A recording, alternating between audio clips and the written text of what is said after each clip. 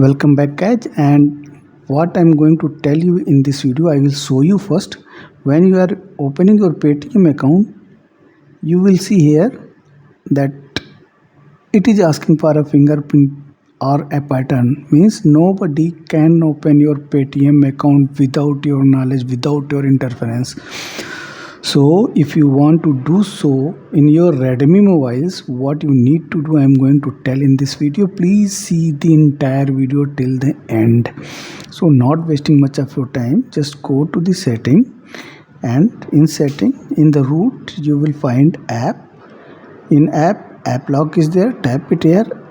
If you are opening app lock first time, you have to turn on some settings. Means you have to set the pattern, and then I have already set it, so I will open it, and here Paytm should be selected. Search for Paytm here like that, and it should be turned on. What will happen now when you will turn that on?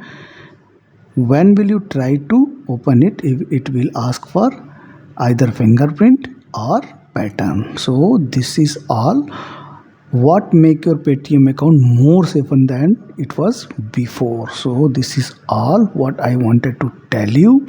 If you like the video, please do consider to subscribe this channel. Thank you very much.